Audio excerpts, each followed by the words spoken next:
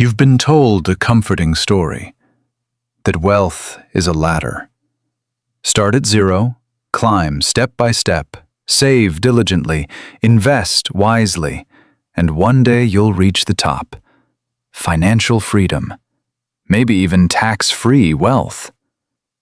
Clean, linear, fair, but the truth is colder. It's not a ladder, it's a maze.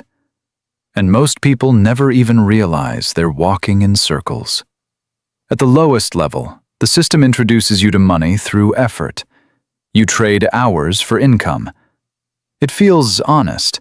You work, you get paid. Simple cause and effect. But beneath that simplicity is friction. High friction. Every hour you earn is taxed. Every rupee you spend is taxed again. Your energy enters the system already diminished. Now, zoom out. Imagine a machine with multiple layers. At the bottom, millions are pedaling bicycles, generating energy. At the top, a few control the switches that direct where that energy flows. The cyclists think they're moving forward. In reality, they're powering the system itself. That's level 1. Earned income. High effort, high visibility, high taxation. The next level feels like progress. You save, you invest, maybe in stocks, maybe in property. Your money starts to move without you. This is where people feel clever. They've escaped the grind. Slightly.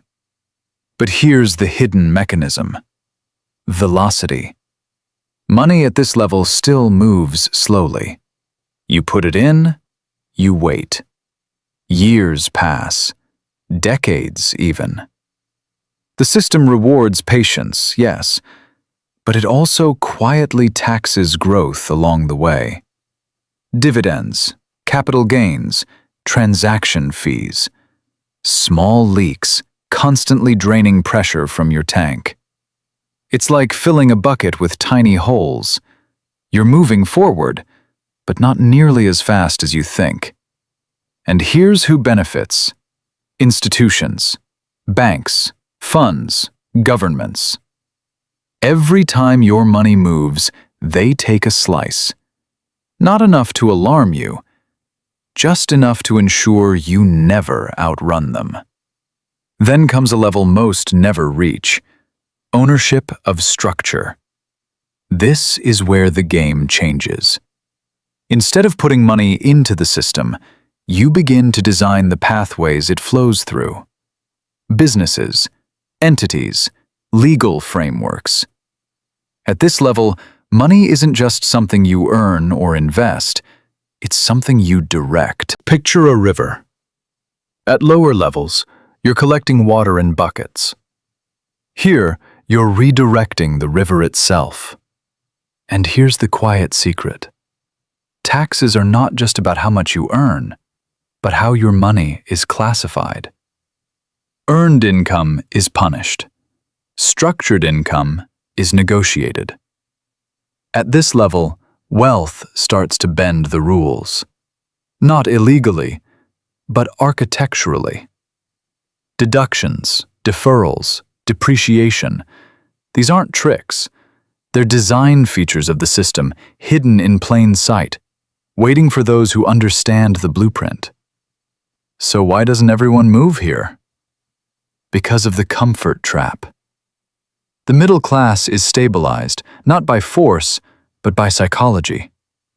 Predictable salaries, manageable debt, small luxuries.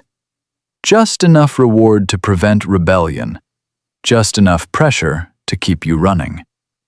It's a loop. Earn, spend, upgrade, repeat. And every upgrade increases dependency. Bigger house, better car, higher lifestyle. Each one adds weight. Each one reduces flexibility. You feel wealthier, but your system becomes more fragile.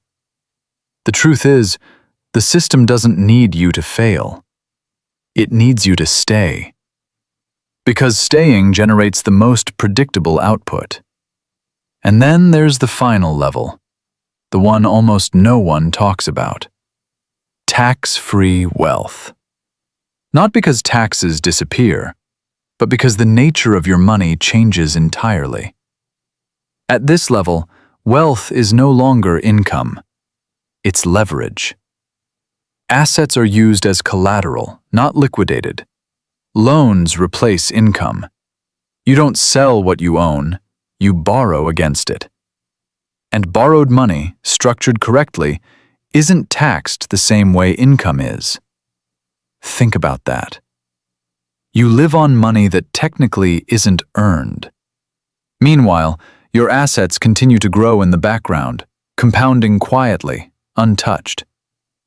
It's like owning a tree that keeps growing fruit. But instead of picking and selling the fruit, you borrow against the future harvest while the tree keeps expanding. This is where velocity becomes exponential. But here's the brutal reality. Most people will never reach this level, not because it's impossible, but because they never shift their perspective. They stay focused on earning more, instead of seeing how money actually behaves. They chase higher income, instead of lower friction. They play the game harder, instead of questioning the rules. And ignorance carries a cost. A silent tax.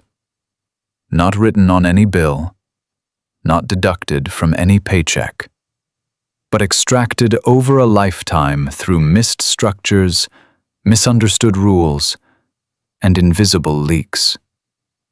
This tax is the difference between working for money and directing it. Once you see it, you can't unsee it. The system isn't broken. It's functioning exactly as designed. The only question is, where are you positioned within it? Because the shift isn't about becoming rich overnight. It's about becoming aware. From participant to observer. From observer to strategist. You stop asking, how can I earn more? And start asking, how is money moving? And where can I redirect it? That's when the maze stops feeling random. That's when the exits become visible. And that's when you stop being just another cyclist and start designing the machine.